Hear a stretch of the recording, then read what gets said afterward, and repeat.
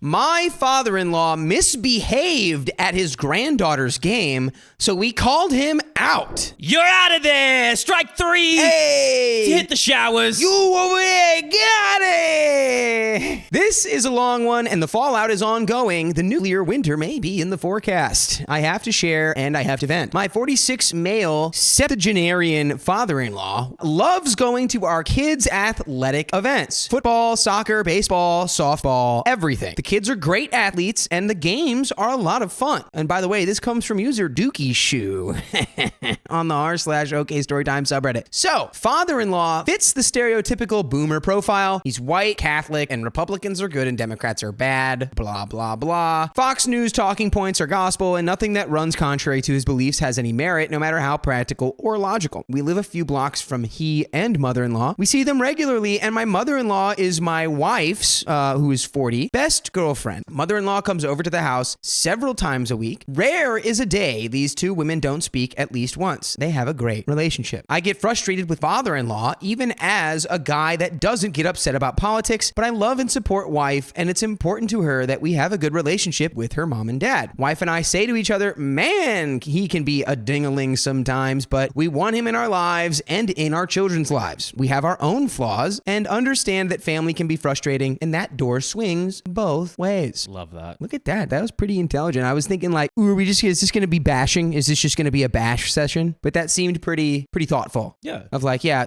we also are not perfect. No one's perfect. More people should have that opinion of themselves. In the past, we have had issues with father-in-law being overbearing at athletic events. He believes he's being supportive, but he's tone deaf as to how he sounds. He's very critical when offering quote-unquote helpful coaching tips at games. This past fall, in the middle of the season, our daughter 9 asked if we could tell father-in-law to not come to soccer games because his coaching from the sidelines is very loud and grating, was making her uncomfortable. She didn't want to hurt his feelings and wanted us to send the message. When my wife mentioned it to her mom, who then passed it along to father-in-law, and his response through mother-in-law was that our daughter, quote, would never ask him not to come to games. Well, she did. He seemed to accept that he needs to be more aware of how he comes across to the other players and parents. He sulked for a few weeks, but then got over it and was granted permission to come to games again after a brief talk about being less of a spectacle. No apologies, no promises to reform, just a harumph and a sure. So here it comes. Basketball season gets going, and my daughter's team plays well and makes it to the playoffs. We are all in the gym for a playoff game a few weeks ago, and not even a full quarter into the game, father-in-law is quote-unquote educating a mother from the opposing team on the rules of the game. It's abrasive, not informative. It's, I'm right, you're wrong. Yeah, I am. Hey, what? Have you ever heard of travel in your life? Don't you know you can't take more than 3 steps? So gather, step, step, step. You're done. You do realize this is also just like not a professional game.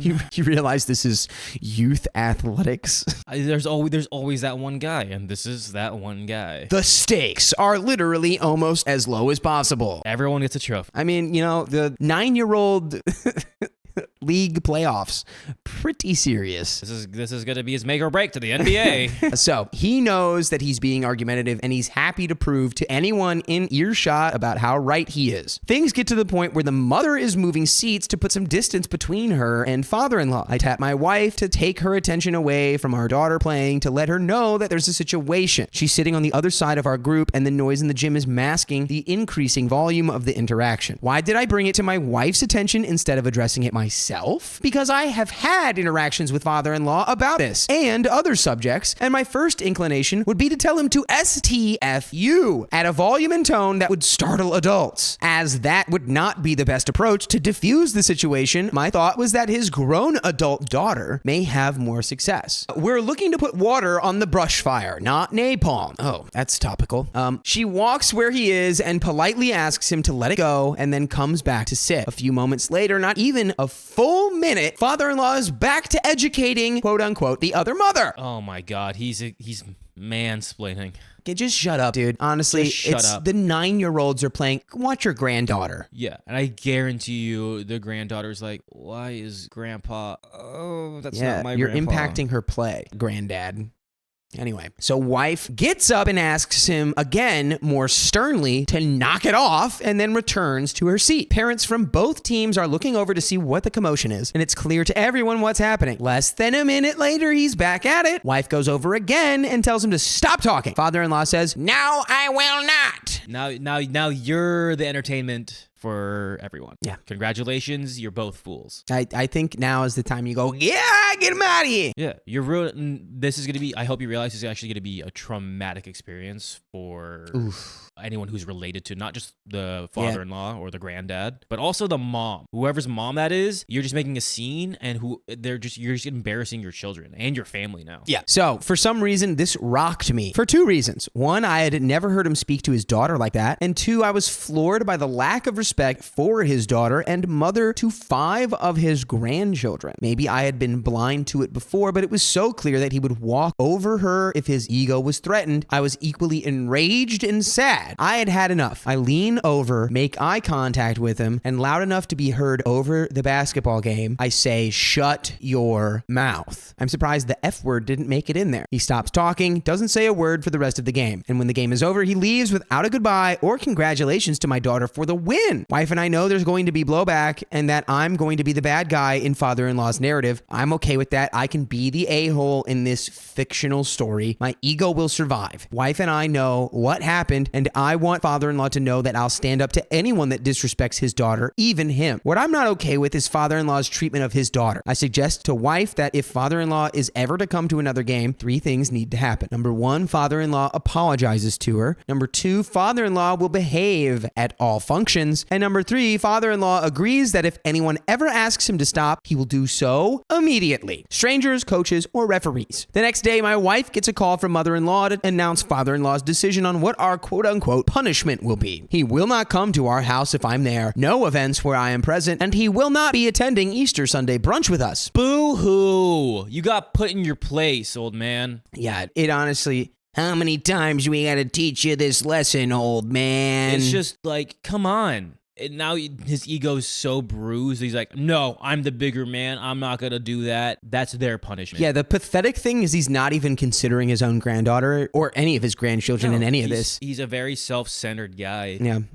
He's just like, this is so stupid. Why are you making me not talk? Because I'm right about the travel rule. It's like, it's not about that, granddad. It doesn't matter. It's because you're being a freaking issue at the 9-year-old's basketball playoff game. You don't need to be an issue there. For everyone. Yeah, I guarantee he hasn't even said congratulations to the granddaughter. Did not. Exactly. He just walked out. Crazy. So my thought to these punishments were, wow, you're really going to back yourself into a corner here, aren't you? Okay, let's see how you play poker with no chips. Wife tells father-in-law through mother-in-law, because apparently we're children and have to play telephone, that he will not be allowed to attend softball or baseball games if he maintains his position. We haven't had any direct interaction with him in a few weeks, but wife and mother-in-law talk daily. Mother-in-law is saying that father-in-law is her husband and she has to support him. Wife explains that one can support their spouse without supporting every thought, feeling, or action they have. Mother-in-law is in a bad spot because father-in-law is essentially pushing her to take his side for acting like a butthole. Otherwise, she is not a supportive spouse. Very childlike behavior from a senior citizen. Over the past weekend, I was traveling and get a call from my wife. The Cold War has gone hot. Mother-in-law called to ask what time our granddaughter's softball games will be this weekend. Wife tells her the times and reminds her that she is welcome, but father-in-law is not. Mother-in-law says, that's silly. It's been long enough. Wife says, these are literally the first games this season. He has not missed any athletic events. There have been no consequences for him yet. No, he is not invited. And this is where things get dark. Mother-in-law ups the ante and asks if wife is planning to be at the games. Wife says that she will be, and mother-in-law says, then I don't want to go. Your father is wrong for not respecting you, but you need to respect him. I don't want to be around you if you can't respect your father. So now this is just like a extra stupid, what came first, the chicken or the egg? And guess what? They're one entity. It's just like whatever he says or whatever she says, I follow or I'll do. Bad. This is all bad. He may be out of line, but he's correct. Like, respect your father. No, come on, man. So my heart hurt when I heard this. Wife loves her mother and they are close friends. Father-in-law is making mother-in-law stand behind his misbehavior and causing a rift between mother-in-law and wife. And by the way, you can get your mother-in-law and your wife and whoever else Your And granddaughter. your Maybe granddaughter, she's too young. your in-laws, your nephews, your nieces. You can all listen to full episodes with stories like this. Just go to Spotify or Apple Podcasts or wherever you get your podcasts and search OK Storytime. There you go. Very easy. So I think we've kind of hit this a little bit, but it's like, what is the path forward here? Like, do we try to reconcile with the mother-in-law at least? Or do we just play the long game? I think we're going to play the long game of like, all right, you're going to miss a couple games and there's got to be a punishment. A punishment must be served of how he acted. And you think you can get off scot-free? You didn't even get punished. There was no time. Right. You missed you didn't miss anything. So I think there needs to be a little bit of a punishment. If that's good, the consequence, fine. But, get off your high horse. Yeah. I think maybe something written out, maybe if you like want to give it to the mother-in-law, because it's like sometimes in conversation, it's like things can get really like heated and people can get like their feelings hurt and stuff. If the contract comes into it, they're going to scoff. No, not a contract, but more just like a letter, just being like, hey, so I feel really bad that now you're excluding yourself just because you feel like you need to back up my dad, who was completely in the wrong, yelling at strangers at a 9-year-old's basketball game. Yeah.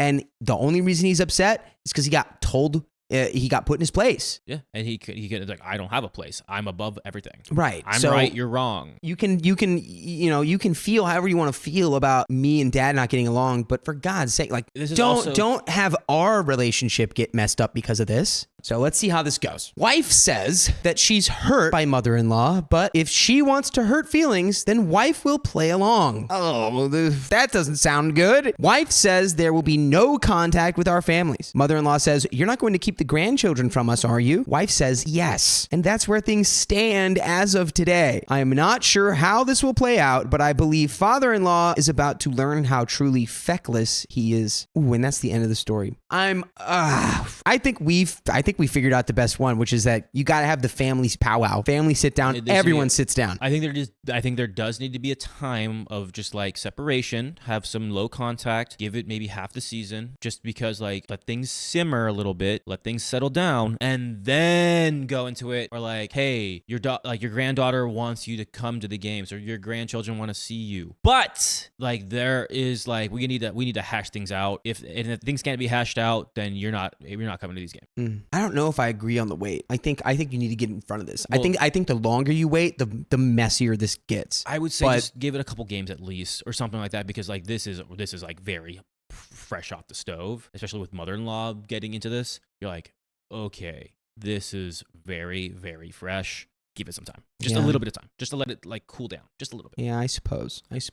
But definitely don't linger. Don't make it like a 6 months go by and then it's like, all right, let's fix this. It's like, you need to fix this in like a couple weeks. Yeah. Like a month. For kids, like, guess what? Games happen every week. Yeah. Games happen every week. So. But that is the end of that story.